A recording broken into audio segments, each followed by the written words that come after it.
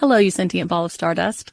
My name is Casey Davis. I'm a therapist and I'm an author of the book How to Keep House While Drowning, where I talk about ways to make it a little bit easier to take care of yourself when you're overwhelmed, stressed, have mental health issues, physical health issues, or maybe you're just in a hard season of life.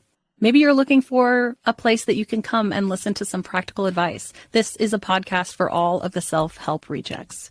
We're going to talk about skills for survival and self-kindness. And I'm going to leave the pop psychology at the door. I promise not to tell you to meditate or to journal.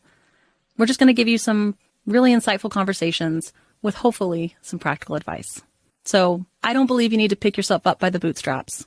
I don't want you to just try harder, and I don't believe that laziness exists. So join me over on Struggle Care, where we can find compassionate solutions that help us function a little bit better.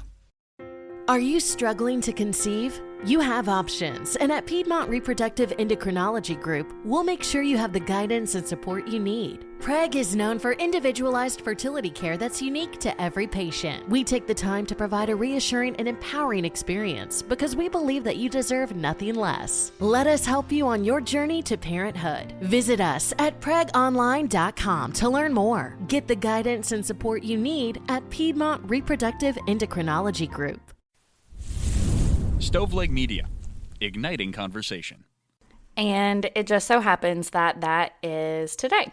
So every year, April is known in the United States as the month of the military child. It is not that big of a deal. It's not like this huge, massive thing where you get free drinks the whole month of April or something. Like, it's nothing that crazy. But it is a time that is set aside to honor and recognize military-connected children, basically. Basically, to honor them for the commitment and the sacrifice that, I'm going to tear up. It's too early. I'm recording this intro too early for me to be tearing up like this. It is a month that's set aside to honor the sacrifice and commitment made by the children of service members that ultimately does support them completing their mission. So, yeah, it is definitely something that's near and dear to my heart. Like I said, it's not a big deal. It's not like the whole month of April, like Old Navy and friggin' Gap and all and Primark and Nordstrom and everybody's like, month of the military child, like, celebrate with us, you know, yada yada, or like you wear purple one day a week the whole month. It's not like that, but it is, I guess, nice to know that there are people who do recognize that being the child of a service member, your life is shaped by that. Your life is not quote unquote normal. Your life is sometimes traumatizing. It is very unique.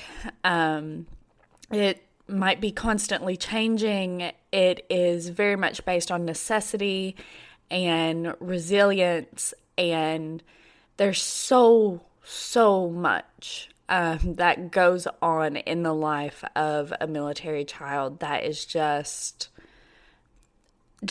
absolutely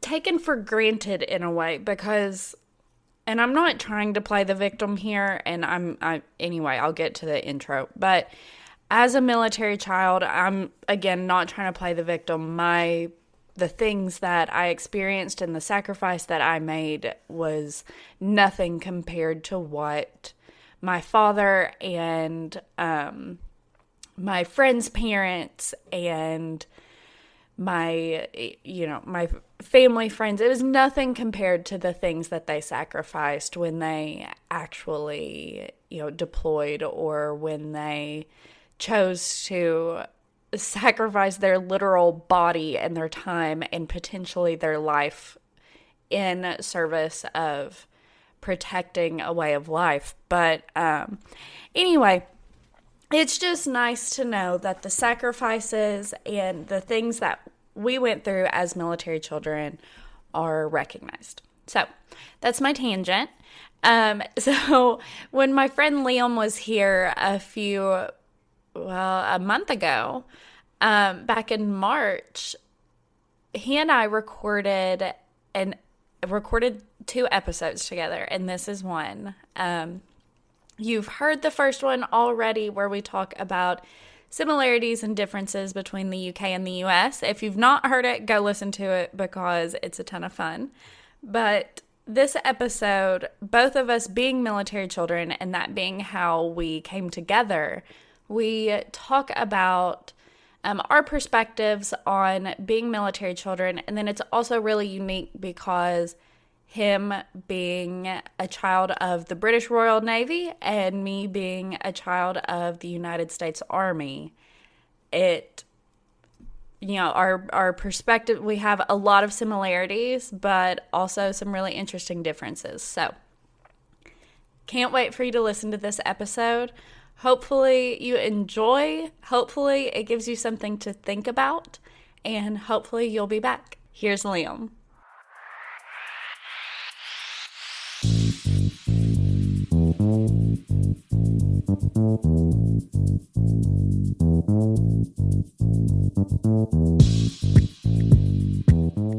Hey, so I'm Liam, good friend of Elena's. I know Elena because both of our fathers served in the military together. So I grew up I was born in Plymouth in the UK, and grew up in Portsmouth in the UK, which has got a really big military presence, mainly by the Royal Navy.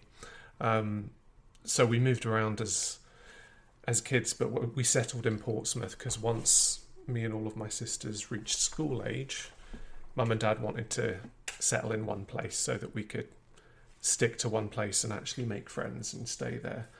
And yeah, my dad served in the Navy since he left school at age 16 and stayed in there until his mid-40s, early 50s.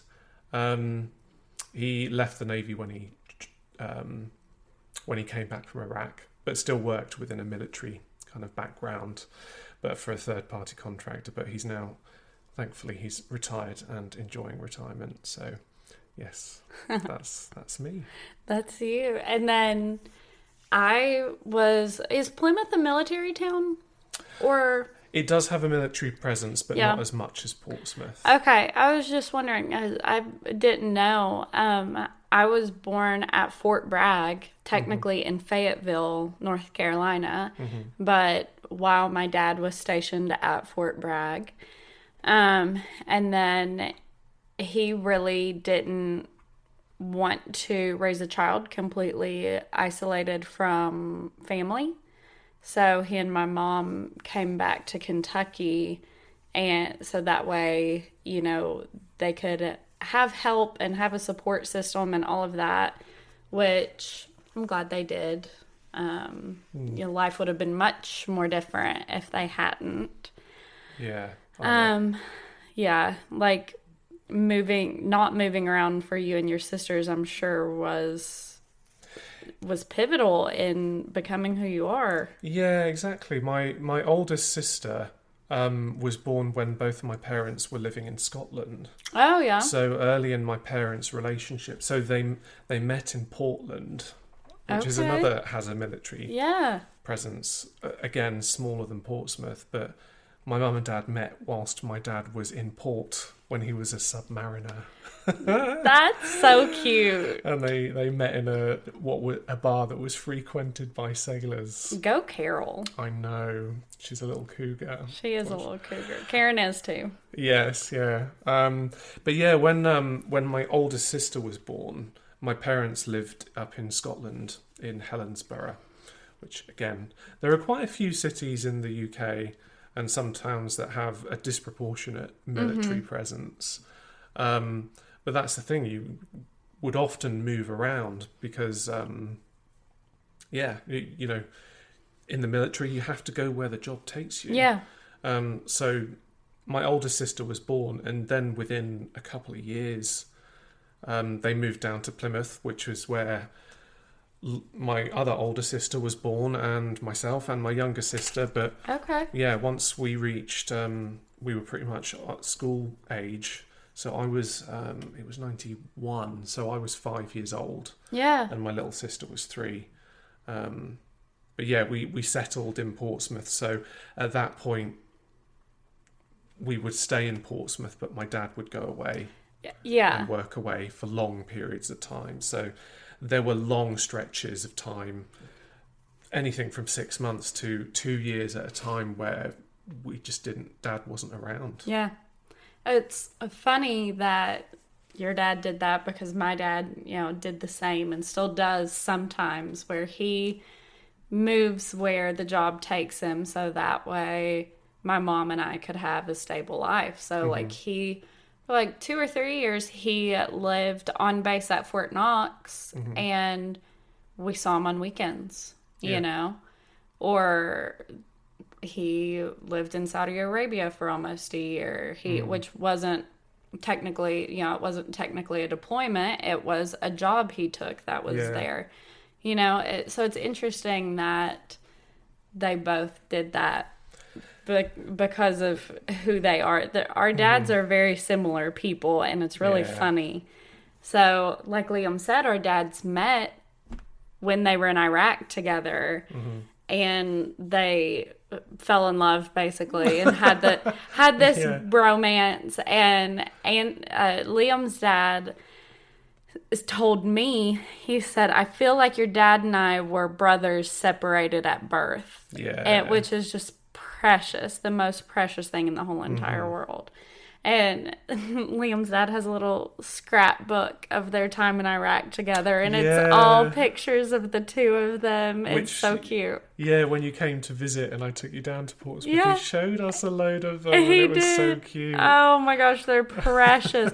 And he even has that email my dad sent him where he was like, hey, remember that time when we got shot at the airport? Can you write up a report about that? Because I'm going to try to get a medal. Oh, really? Is that what he's done? That's what. And Andy was like, you Americans, you get medals for all kinds of shit. And Pops did not get a medal for it, because it was just it wasn't a real thing. It was, but it wasn't. But, I remember your dad was like, what do you mean? We weren't in a firefight. Yeah, my dad has... Well, my dad's side of the story, which he told us about that instance, is when the firing started, when he was in basically a Portaloo. Yeah. So you can imagine trying to relieve yourself in peace and quiet, and then the firing starts.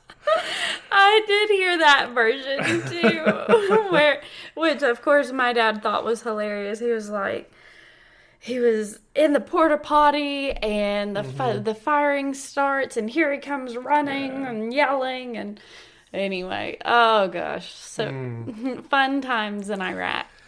Well, yeah, I think you kind of have to see do. it in that way to cope. Yeah, you absolutely do, and that's one of the biggest things that I think I've learned from being I always say I'm the collective child. All of my dad's friends in the military, most of them didn't bring their kids around. They would be around, and then the kids would be at home or with the wife or whatever, if they even had kids. Yeah. But I got to be the collective child. I had all of these Army aunts and uncles, and one of the biggest things I learned from all of them is they're fucked up situations that you're in, and you just have to do what you can to make the best of it. Yeah.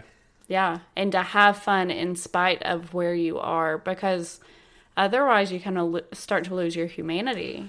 Yeah, and ultimately the people that you spend your time with there almost become family. They do, yeah. Because you're away from your family for so long. And obviously Right. when I was growing up, would have been the same for you. When they're away on deployment, it's not like there are mobile phones. They can't get in touch with you. No, not back then. No. We had, especially on the submarines, Yeah. there would be very limited mail transfers.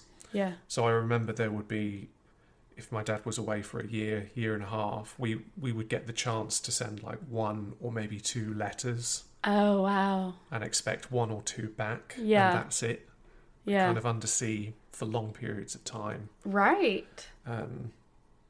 So yeah, growing up, it was very much a matriarchal household. Mum was in charge. Yeah. Even when Dad was back from sea. Yeah. But, yeah, they kind of, I think they needed the consistency because Mum had to run the household. Right. Yeah. I mean, my mom, she ran the house, which granted for us, it was just me. I didn't have, the siblings. Three sisters, no brothers, so 4 of us. Yeah, 4 of you.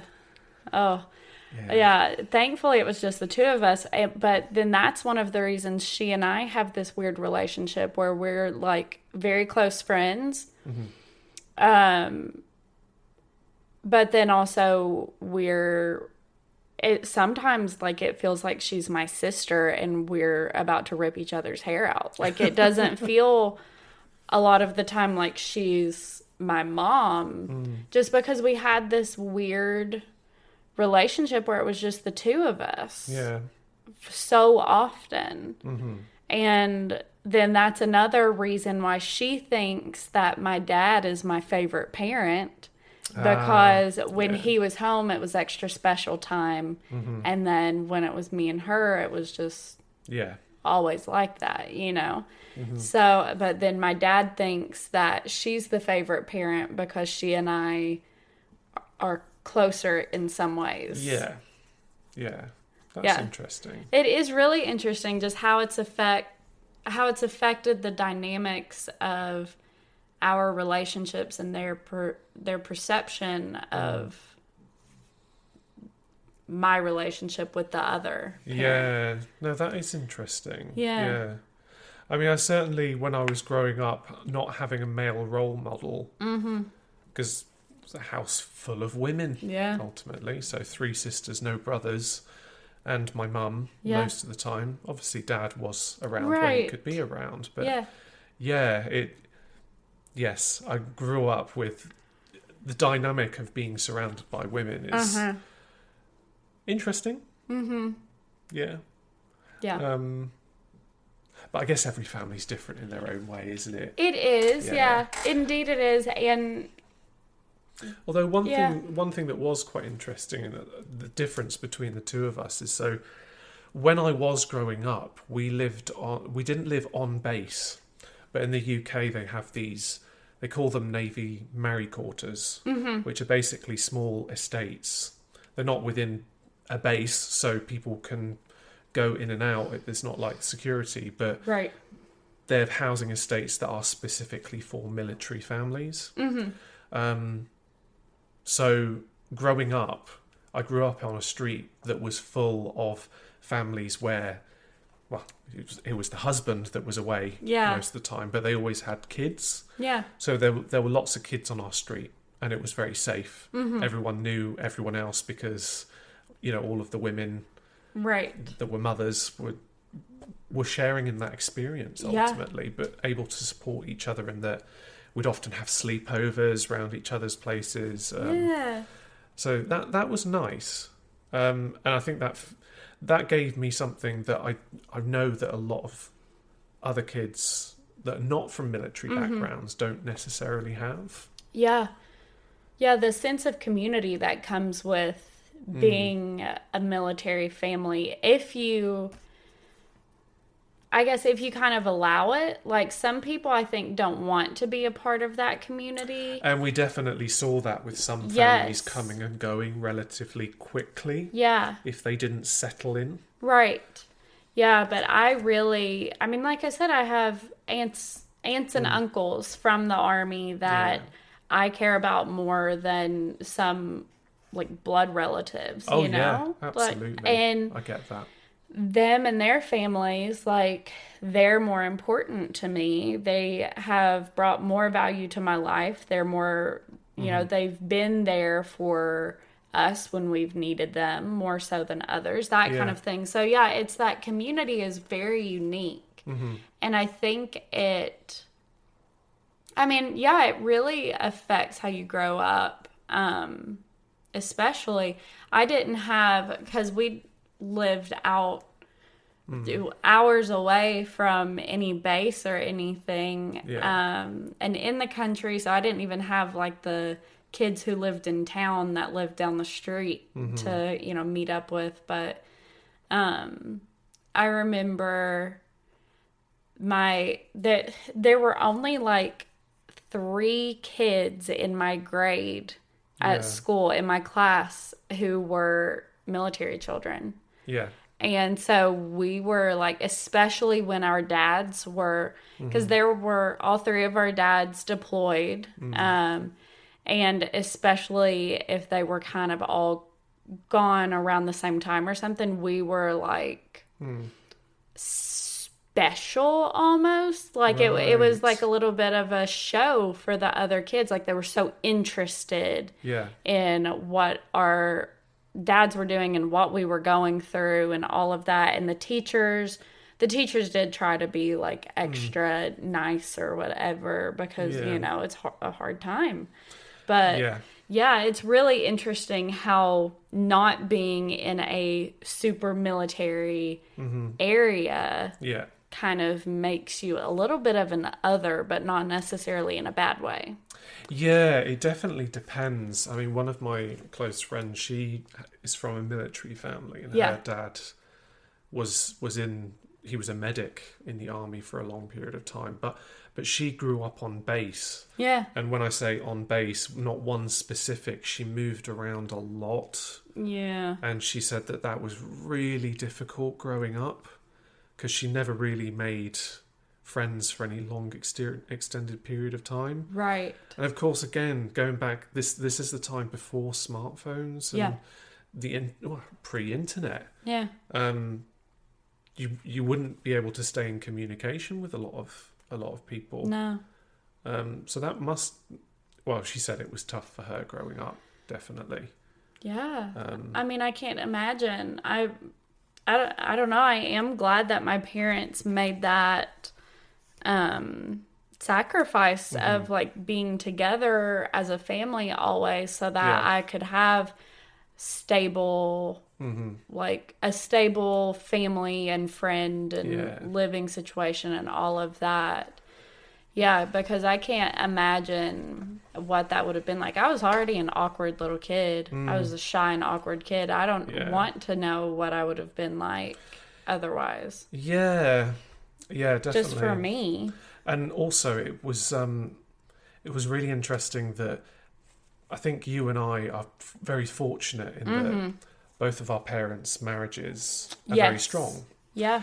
But you could see with other families on the street, it put a real strain on some relationships. Yeah. That, seeing couples break up with kids was not uncommon. No. Troubles generally within the relationship because of that. It must have been a huge strain. Oh, it must have been. My mum always used to say when we were kids that it would make or break a marriage. Yeah. It would either end up going through all of this kind of, the separation for such long periods of time. It would either make the relationship almost unbreakable or it would destroy it. Yeah. No, I think she's absolutely right. I've always said that I think the time my parents spent apart was one of the reasons that they got on so well when they were together. Yeah. Because one, they're both pretty independent people to begin with. And that time apart, frankly, I think a lot of it was good for them.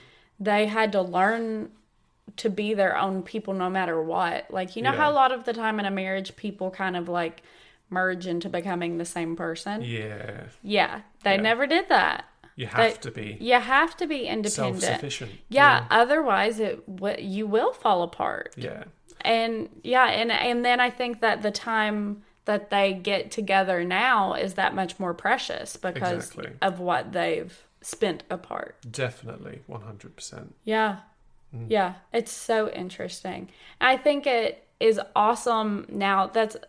I'm one of those, I am actually a person who thinks that social media is better than a lot of people kind of give it the credit, because now kids can text their friends, or they can have their friends from, the last place they lived on social media. So it's there's less loneliness, I'm sure. Yeah. Definitely comes with its downsides. But Oh, of there course are it definitely does. advantages to it. Yes. In some circumstances. Yeah. Like that. Yeah, I can only imagine that would have been really nice.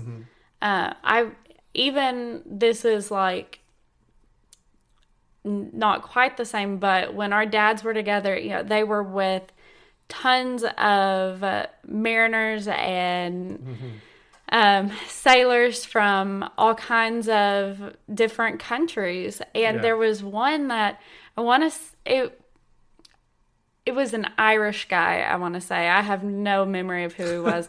But it was an Irish guy. And my dad really wanted his daughter and I to become pen pals because we were around the same age. Oh, interesting. Yeah, so okay. I was super excited.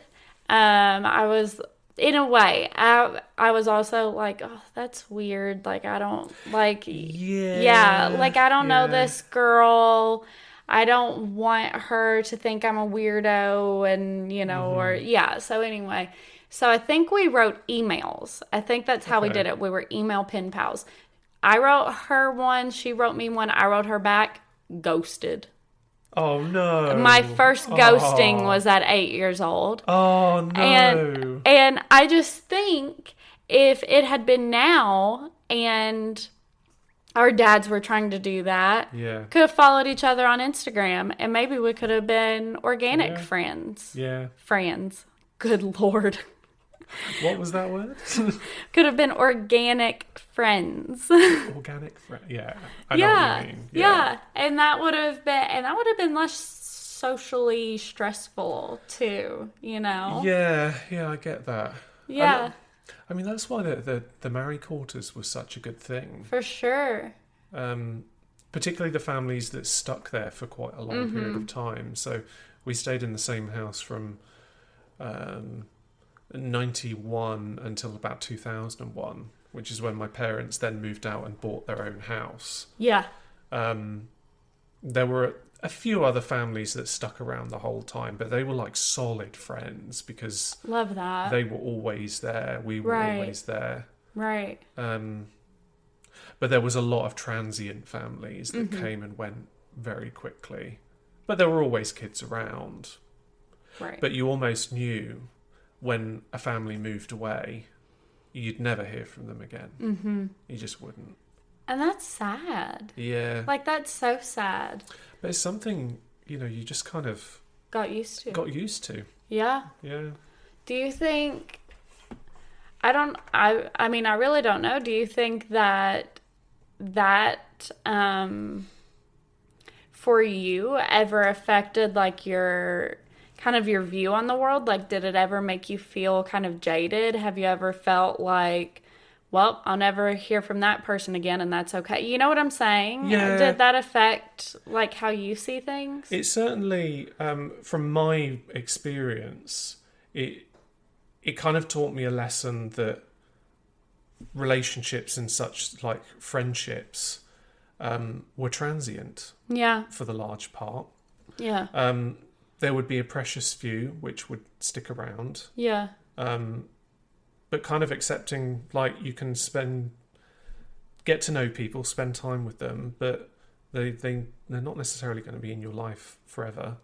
They might be gone here one day, gone the next. Yeah. Because sometimes the families would literally just move on, like super quickly.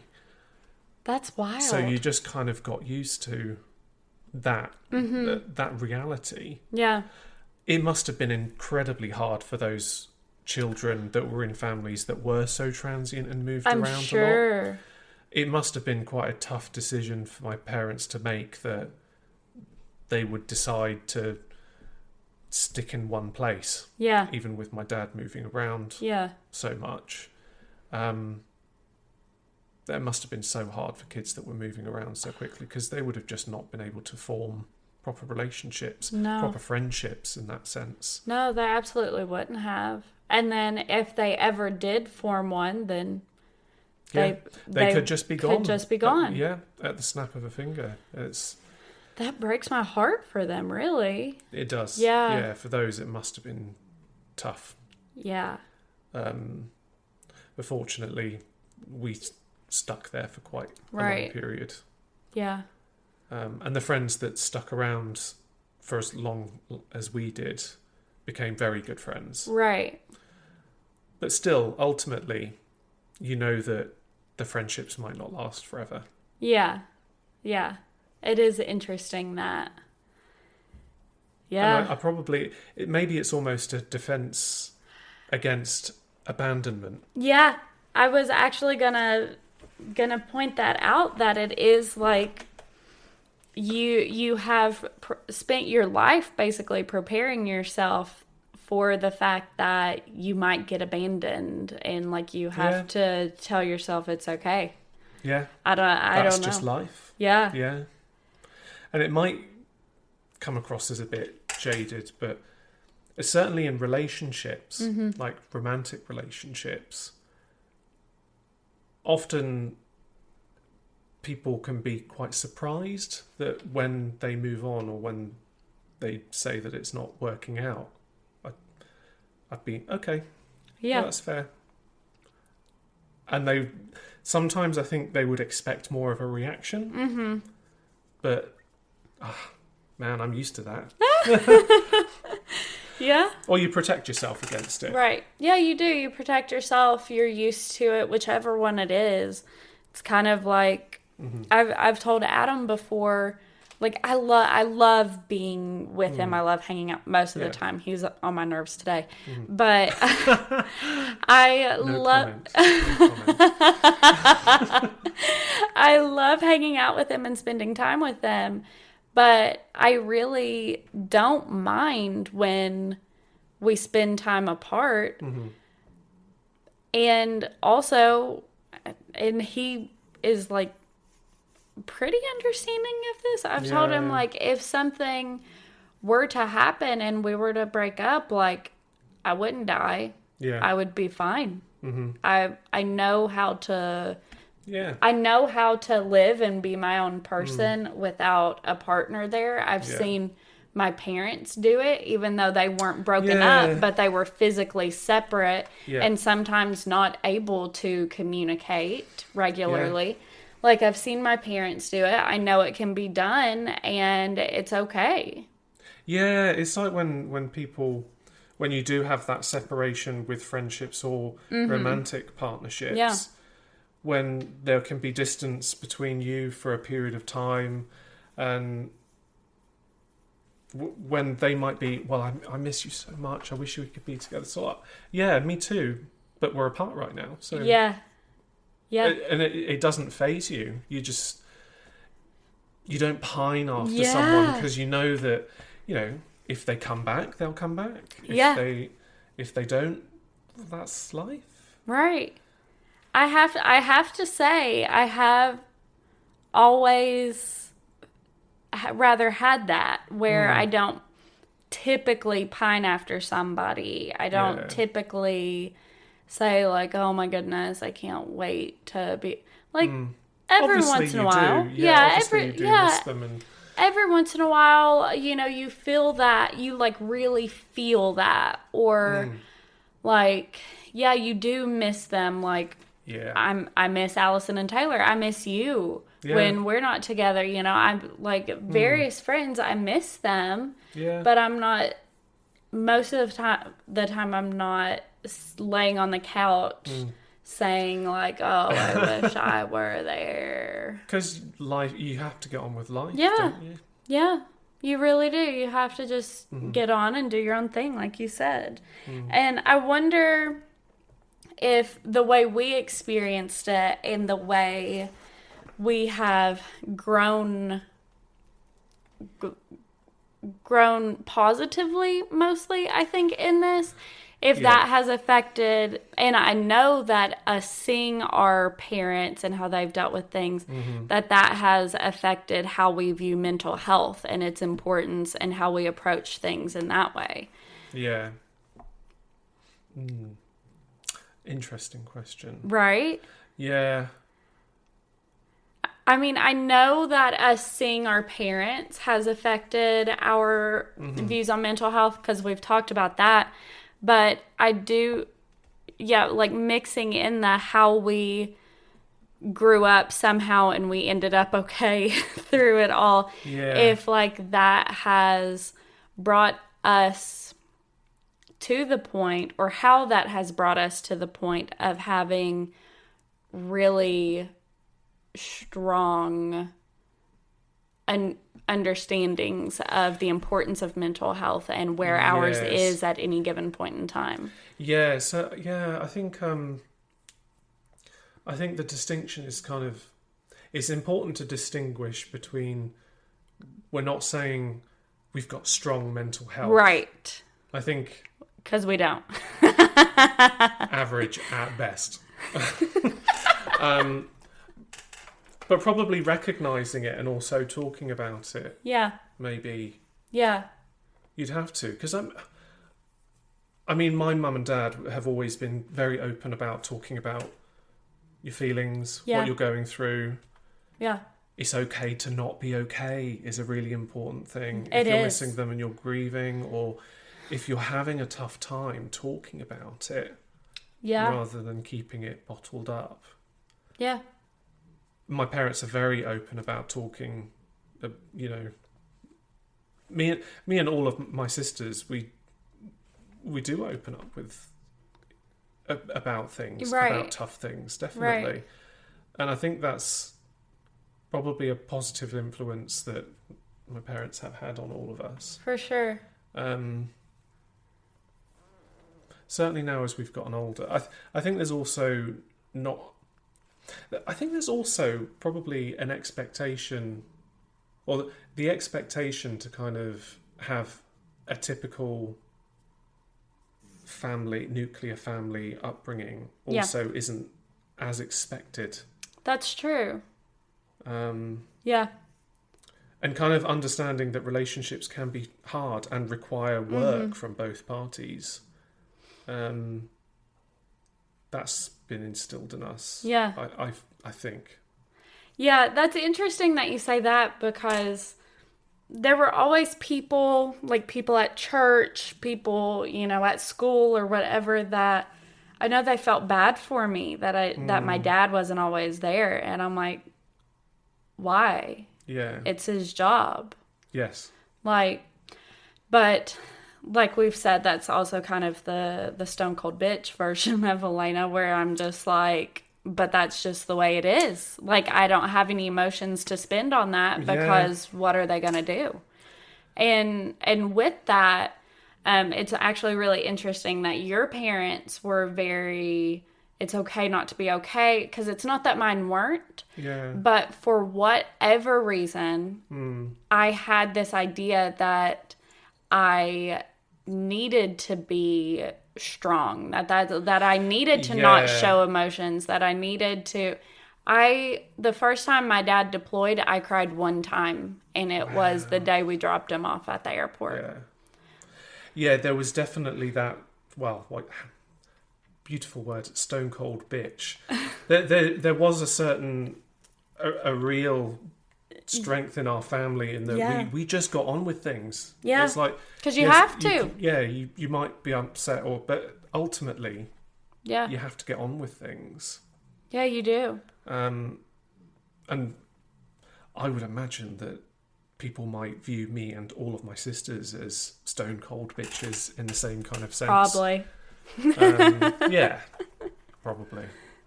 We straight talking, I think, is also very it's been very instilled in us. Yeah. I can see that. Yeah. Yeah.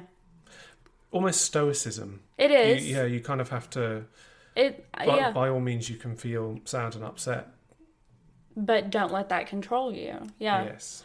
Which is hard. I mean, it's hard not to. And it's hard. It's actually interesting. I did not, as an adult, when my dad moved to Saudi Arabia, and again, that wasn't even a deployment. That was a job. He wasn't like in firefights or anything. Yeah. But as an adult, that was the hardest on me probably.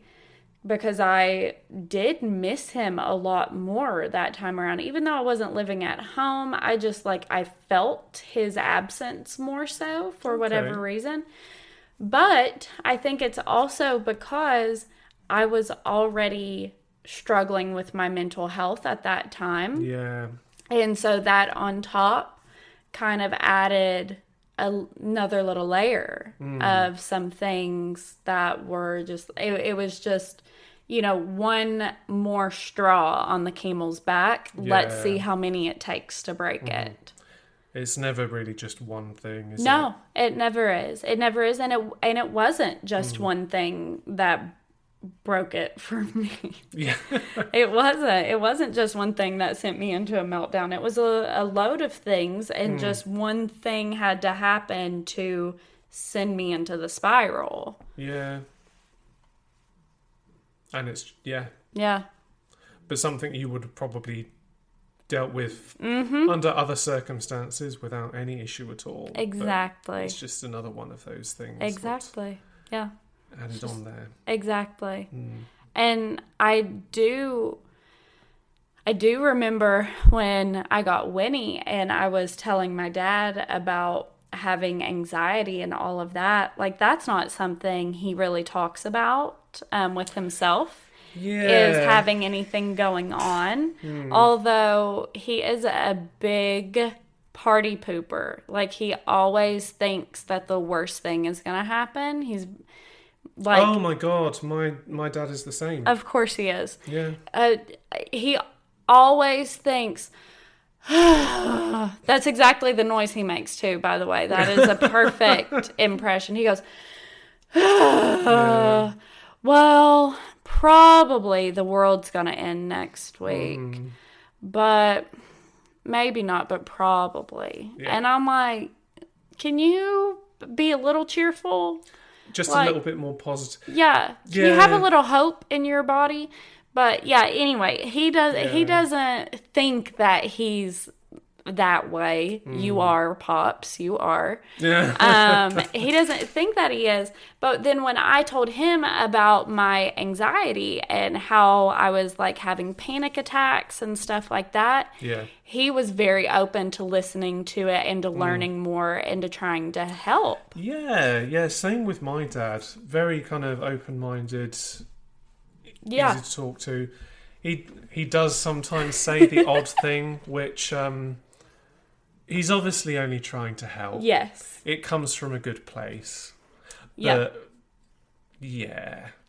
Sometimes maybe there's a little way to go in terms of understanding mental health. Right. But that's also not something that was taught to them the same way that it's being for us.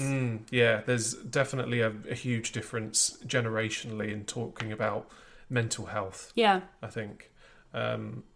Certainly in the armed forces, you would just have to keep calm and carry on. Yeah. I think it's the old British saying, isn't it? Yeah, keep I think calm so. And carry on. Yeah.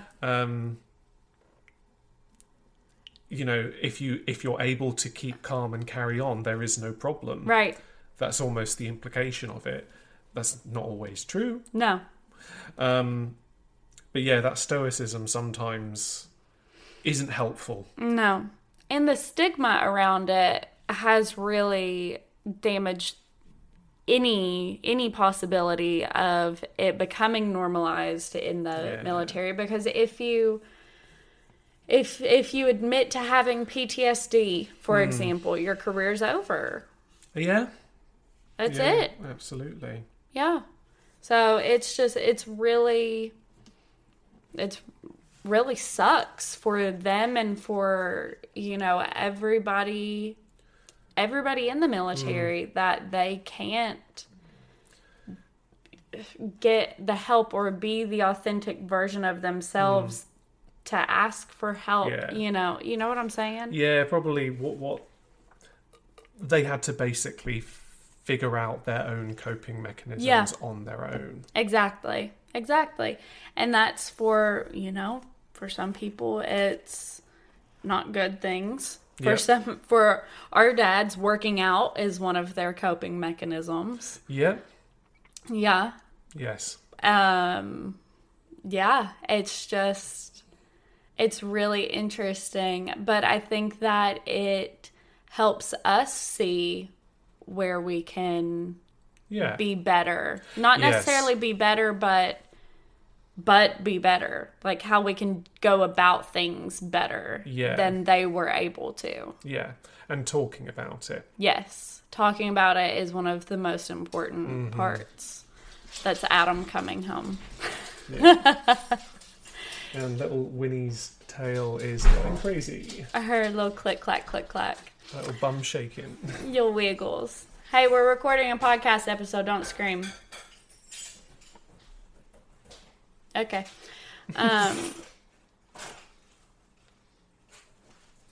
Lead in. How's the gym? Good. I got blisters. Oh. Ooh.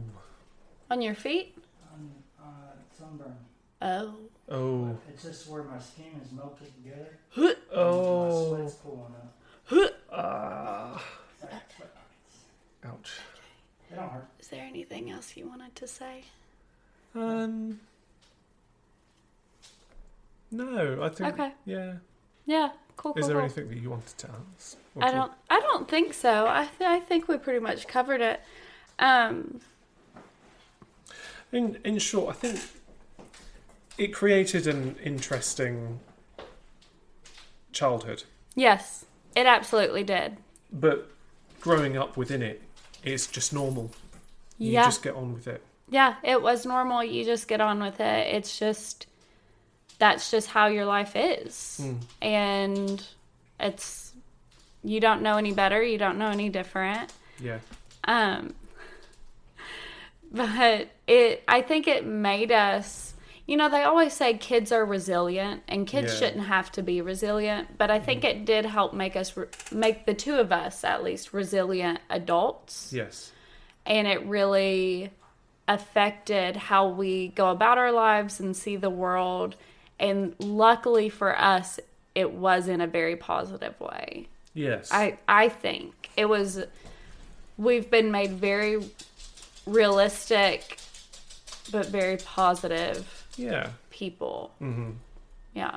And we've been able to grow from it. Yes. And not give in to the ways that it might have damaged us. Yeah. Yeah. And seeing it in other families, Yes. children, where it was tough, Yeah. makes me a lot more grateful for my parents and the way that they did. Right. And a lot more admiration for my parents. Absolutely. For how they did it. I still look back on how they did it, and it is mind-blowing. It is. How committed they must have been to each other and the family unit Yeah. so early on. So, yeah. You're absolutely right. And I'm really grateful for that. Yeah. My parents were married for like 2 years or something before they... No, not 2 years. It was a little longer than that. But they weren't married for long before they up and moved 10 hours away from their family. Yeah. Similar with my parents. Yeah. It's wild, just the commitment, like you said, that they had to each other and to making things work and to raising solid, happy children. Yeah. Definitely. Yeah. I love that about them. Awesome parents. Shout star parents. Oh, yeah. Oh, yeah. Well, do you have anything, and anything that you would say, like any resource or anything that has ever that has been valuable to you and it's okay if you don't. I really don't know that I would have a resource to list. No, I wouldn't either. But I think the main takeaway is to talk to each other, but that sense of community with other people that are going through the same kind of experience. So Yeah. I don't know whether nowadays there might be Facebook groups or other types of I'm online sure. groups for people, Yeah. especially kids in a similar kind of situation. I don't know whether there are, but there must be other groups where you can reach out if you're in a similar situation as a kid. I'm sure that there are Facebook groups or Reddit groups or something that kids can find, especially older, like teenagers can find, or that parents can find. Yes. To get the resources and the help and the guidance and whatever else it is that they need to make sure that they are doing everything they possibly can to support their children through some really difficult stuff during their formative years. Yeah. Yeah. And it's ultimately a community because it's a shared experience. So Exactly. if you're in that kind of situation, Yeah. the chances are other people are. It's true. It's okay not to be okay, and And you're not alone. you're not alone, and it's okay to talk. It is. And it should always be encouraged to just talk. Absolutely. It And certainly should. Honest and open with yourselves as well as with people. Yes. And also, probably the final takeaway is that family isn't just blood. Yes.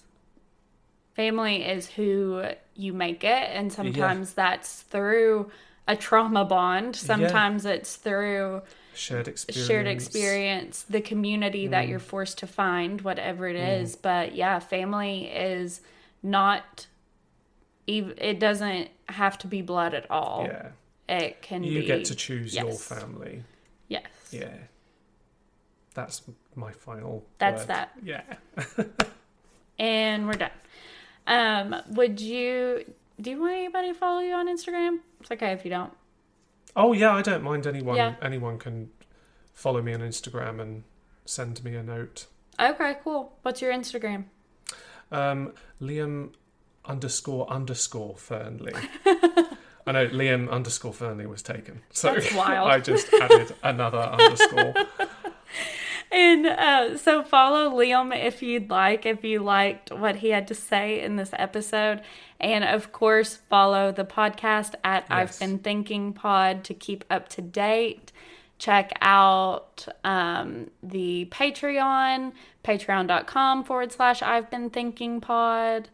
That is an awesome place. I do a lot of really fun video content on there. The videos are good.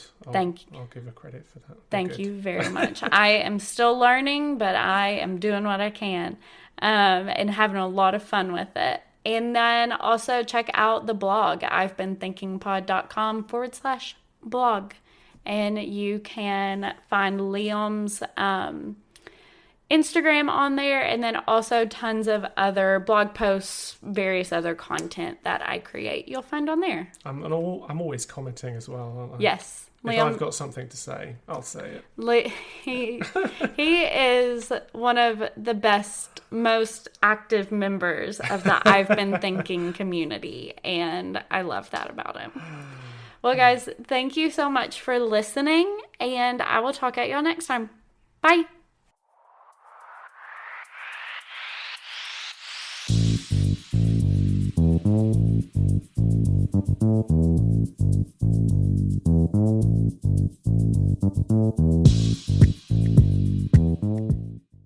Hello, you sentient ball of stardust. My name is Casey Davis. I'm a therapist, and I'm an author of the book How to Keep House While Drowning, where I talk about ways to make it a little bit easier to take care of yourself when you're overwhelmed, stressed, have mental health issues, physical health issues, or maybe you're just in a hard season of life. Maybe you're looking for a place that you can come and listen to some practical advice. This is a podcast for all of the self-help rejects. We're going to talk about skills for survival and self-kindness. And I'm going to leave the pop psychology at the door. I promise not to tell you to meditate or to journal. We're just going to give you some really insightful conversations with hopefully some practical advice. So I don't believe you need to pick yourself up by the bootstraps. I don't want you to just try harder, and I don't believe that laziness exists.